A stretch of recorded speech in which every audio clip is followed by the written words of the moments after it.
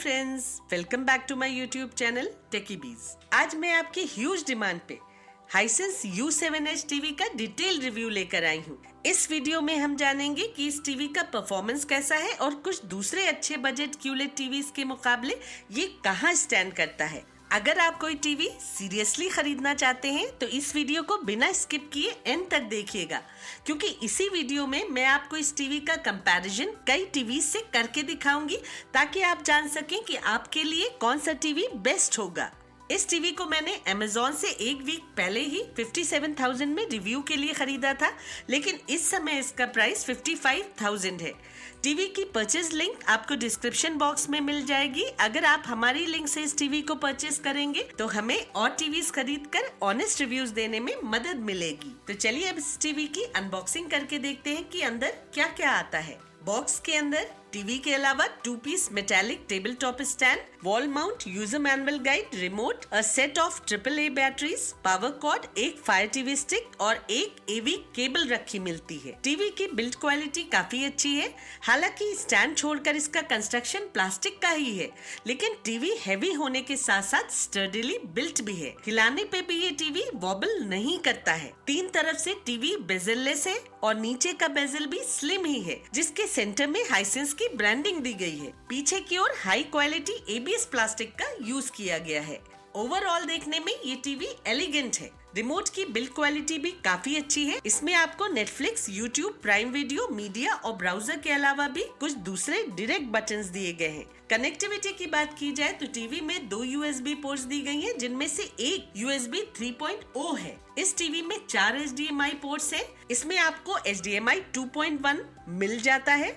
HDMI 3 EARC support के साथ आती है। HDMI 3 और 4 दोनों ही पोर्ट्स 120 हर्ट्ज सपोर्ट करती हैं।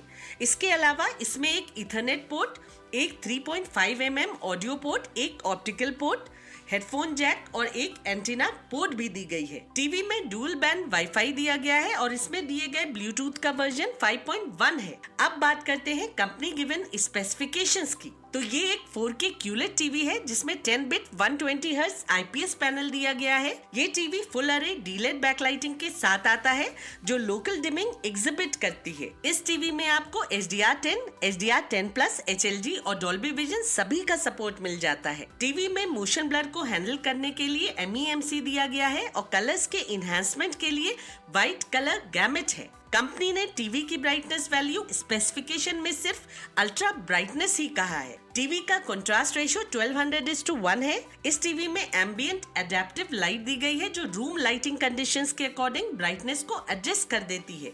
टीवी का रिस्पांस टाइम 6 मिलीसेकंड है और इसमें AMD FreeSync, ALLM और VRR भी दिया गया है। टीवी में 20 वॉट आउटपुट के स्पीकर्स दिए गए हैं जो डॉल्बी एटमॉस और DTS सपोर्ट के साथ आते हैं। ये एक लिनक्स बेस्ड टीवी है जो 3 GB रैम और 8 GB स्टोरेज के साथ आता है। इसमें वीडा ऑपरेटिंग सिस्टम दिया गया है। इस टीवी में एंड्रॉइड के साथ साथ एप्पल डिवाइसेस से भी कनेक्टिविटी प्रोवाइड की गई है। टीवी में एप्पल होम किट और एयरप्ले दोनों दिए गए हैं। तो ये तो थी कंपनी गिवन स्पेसिफिकेशंस। अब बात करते हैं टीवी की ऑन ग्राउंड रियलिटी की। हाइसेंस U7H में 8 बिट डिथरिंग पैनल दिया गया है। ये रियल 10 बिट पैनल नहीं होता है। इसमें हार्डवेयर टेक्निक से 8 बिट पैनल में ही 10 बिट HDR कलर्स प्रोड्यूस करने की कोशिश की जाती है। टीवी में फुल अरे बैकलाइटिंग दी गई है जो लोकल डिमिंग एग्जिबिट करती है। इस टीवी में 28 डिमिंग जोन्स हैं जो काफी बड़ी हैं। IPS पैनल होने की वजह से इस टीवी का कंट्रास्ट रेशियो मीडियोकर है। मेरे यूनिट में डर्टी स्क्रीन इफेक्ट बहुत ही कम था, लेकिन ये जरूरी नहीं है कि वो दूसरे टीवीज में भी उतना ही कम हो। Dirty screen effect different TV units में वेरी करता है। एक कलर की स्ट्रेच इस पे काफी क्लीन नजर आती है। स्पोर्ट्स देखते समय आपको इस टीवी पे फील्ड का काफी अच्छा साफ सुथरा व्यू मिल जाता है। ब्राइटनेस की बात की जाए तो डायनेमिक HDR मोड और 100% विंडो पे टीवी की ब्राइटनेस सिर्फ 338 निट्स है। इस टीवी की HDR peak brightness SDR peak brightness से डिफरेंट नहीं है, जिससे HDR और डॉल्बी विजन वीडियोस देखते समय ब्राइटनेस ज्यादा इनहेंस नहीं होती दिखती है। लेकिन टीवी की ब्राइटनेस कम होने के बावजूद टीवी पे डार्क सीन्स अच्छे दिखते हैं जिन्हें आप कंफर्टेबली देख सकते हैं। टीवी का कलर रिप्रोडक्शन अच्छा है। इस पे आपको डीप कलर्स देखने को मिलते हैं। डीप से मेरा मतलब है कि इस टीवी पे आपको हर कलर के डार्क शेड्स देखने को मिलते हैं। टीवी में डिजिटल नॉइज बहुत ही नेग्लिजिबल है।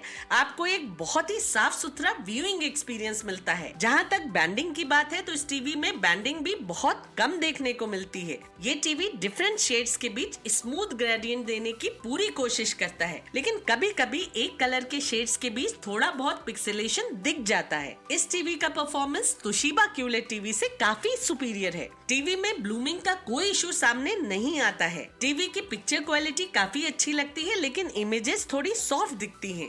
उनमें शार्पनेस की कमी लगती है। वहीं सॉफ्ट इमेजेस होने की वजह से इस टीवी के सीन्स एक सिनेमैटिक फील देते हैं। दूसरे कई टीवीज के मुकाबले इस टीवी पे काफी डीप ब्लैक्स देखने को मिल जाते हैं। टीवी का HDR और डॉल्बी विजन परफॉर्मेंस अपने प्राइसिंग के अकॉर्डिंग बहुत अच्छा तो नहीं, लेकिन वो काफी डिसेंट है। हाइसेंस U7H में 120 हर्ट्ज रिफ्रेश रेट होने की वजह से टीवी का फ्रेम ट्रांजिशन काफी स्मूथ है, लेकिन इस टीवी में भी मोशन ब्लर फुली अवॉइडेबल नहीं है। आपको फास्ट एक्शन सीन्स में कभी कभी थोड़ा सा ब्लर दिख सकता है। फास्ट मूविंग क्रिकेट बॉल को डबल दिखने से ये टीवी भी रोक नहीं पाता है, लेकिन दूसरे 60 हर्ट्ज टीवीज के मुकाबले इसमें आपको सीन्स के बीच स्मूदर फ्रेम ट्रांजिशन मिलता है। ये टीवी बजट कैटेगरी के बहुत सारे टीवी से बेटर परफॉर्मेंस देता है। इसकी ओवरऑल पिक्चर क्वालिटी अच्छी है, जिसे हम इंजॉयबल बोल सकते हैं। सेट टॉप बॉक्स परफॉर्मेंस की बात की जाए तो इस टीवी पे HD चैनल्स काफी अच्छे दिखते हैं और SD चैनल्स भी 4K के हिसाब से फेयर कहे जाएंगे।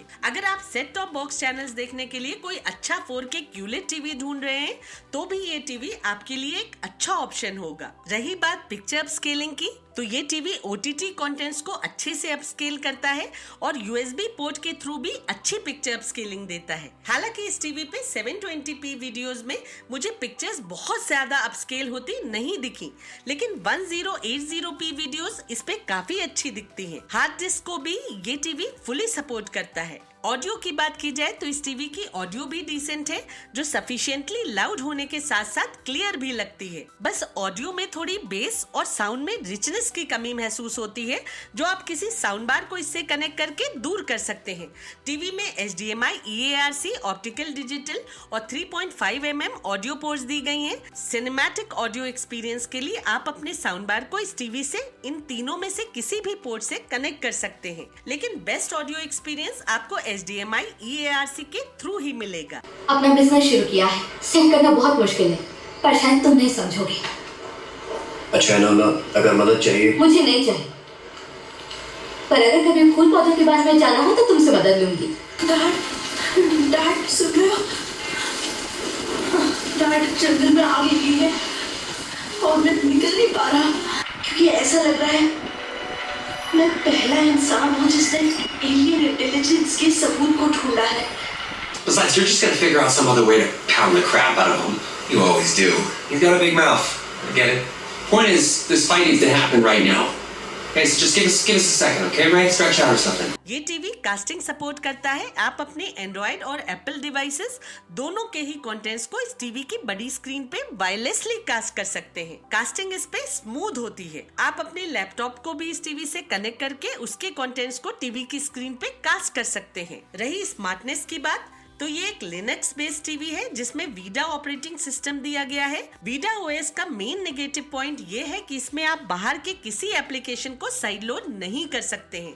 सिर्फ वही यूज कर पाएंगे जो कंपनी टीवी में डाल के भेजती है या फिर सॉफ्टवेयर अपडेट के थ्रू देती है। लेकिन वीडा OS होने की वजह से ये टीवी एंड्रॉइड टीवी के मुकाबले बहुत जल्दी बूट अप होता है। जब शुरू में हाइसेंस ने तोशिबा टीवी में वीडा OS दिया था तो बहुत सारे एप्लीकेशंस मिसिंग थे, लेकिन अब वीडा में काफी इम्प्रूवमेंट देखने को मिला है। हॉटस्टार को छोड़कर ऑलमोस्ट सारे इंडियन टेस्ट के चैनल्स आपको वीडा OS पे मिल जाते हैं। टीवी के साथ आपको फ्री में फायर टीवी स्टिक मिलती है, तो हॉटस्टार देखने के लिए आप फायर टीवी स्टिक का यूज कर सकते हैं। अपनी चॉइस के एप्लीकेशंस देखने में इस टीवी पे आपको कोई प्रॉब्लम नहीं आएगी। रिमोट में एलेक्सा वॉइस कमांड फीचर दिया गया है, जिससे आप इस टीवी को वॉइस से भी कंट्रोल कर सकते हैं। अब बात करते हैं टीवी पे गेमिंग की। तो इस टीवी में हाई एंड गेमिंग से रिलेटेड सभी फीचर्स दिए गए हैं। इस पे आपको ALLM, VRR, AMD FreeSync, 120 Hz refresh rate, HDMI 2.1 सभी सभी मिल जाते हैं,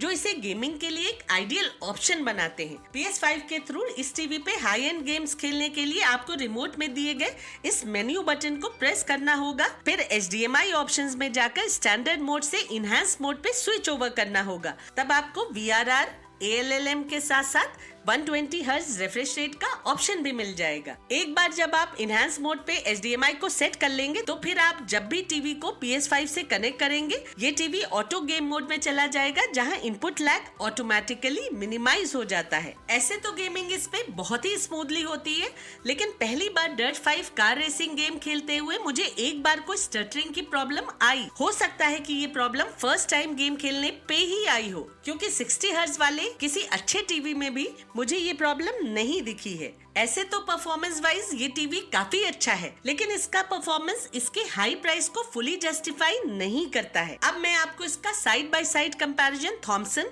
ब्लॉपन, Vu GloLED, Hisense U6G TV से करके दिखाती हूँ। ये हाइसेंस टीवी इन सभी टीवी से ब्राइटनेस में कम है और कॉस्टली होने के बावजूद इन टीवी से बेटर परफॉर्मेंस नहीं दे पाता है। इन सब टीवी से इतना कॉस्टली होते हुए भी हम इसे बेस्ट QLED टीवी नहीं कह सकते हैं। ये सिर्फ one of the best QLED TVs ही कहलाएगा। सिर्फ 120 हर्ट्ज रिफ्रेश रेट ही इसका एक पॉजिटिव पॉइंट है, जो इसे इन दूसरे टीवी से सुपीरियर बनाता है। लेकिन क्वेश्चन ये है कि क्या इसका ये फीचर नॉन गेमर्स के लिए वर्थ है कि वो इस टीवी पे एक्स्ट्रा 15 से 17 हजार खर्च करके इसे खरीदे? मेरे हिसाब से नहीं। आप खुद देख सकते हैं कि डॉल्बी विजन का परफॉर्मेंस इस थॉमसन टीवी पे हाइसेंस के मुकाबले ज्यादा अच्छा मिल रहा है, क्योंकि थॉमसन की ब्राइटनेस इस हाइसेंस टीवी से ज्यादा है। ब्लॉपन टीवी के कंपैरिजन में भी इस हाइसेंस टीवी की ब्राइटनेस कम लगती है।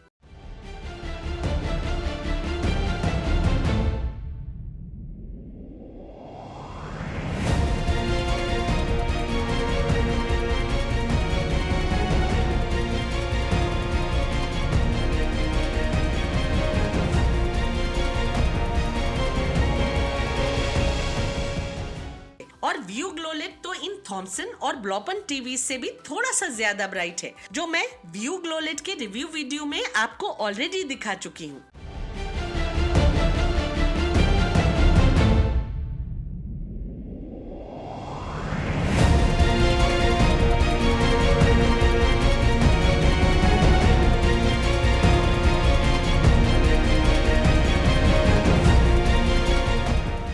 हाइसेंस U6G इन सभी टीवीज में से ब्राइटेस्ट टीवी है और उसका परफॉर्मेंस सुपीरियर भी है।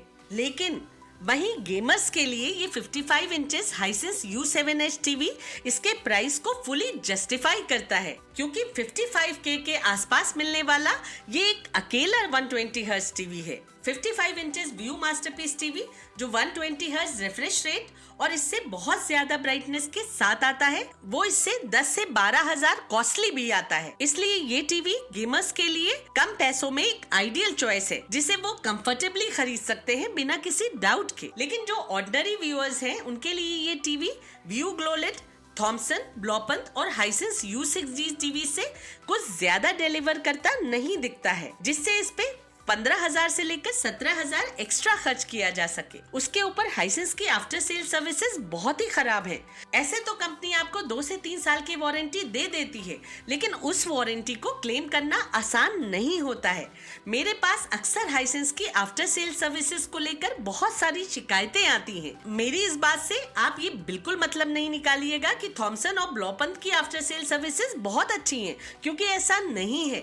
उनकी लेट या फिर अनरिस्पॉन्सिव सर्विसेज की भी मेरे पास अक्सर कंप्लेंट्स आती हैं, लेकिन कम से कम ये टीवीज हाइसेंस के इस टीवी जितने कॉस्टली नहीं है। हाइसेंस U7H एक अच्छा टीवी है, लेकिन वो अपने मॉडल नेम को किसी भी तरह जस्टिफाई नहीं करता है, क्योंकि बाहर यूरोप में मिल रहे U7H टीवी की ब्राइटनेस 1000 निट्स है और डिमिंग जोन्स भी 120 से ऊपर है। कंपनी का सेम मॉडल नंबर से बिल्कुल डिफरेंट टीवी रिलीज करना कंज्यूमर को गुमराह करना कहलाएगा। आप चाहें तो हाइसेंस U7H खरीद सकते हैं, वो एक अच्छा टीवी है, उसे खरीदने में कोई प्रॉब्लम नहीं है।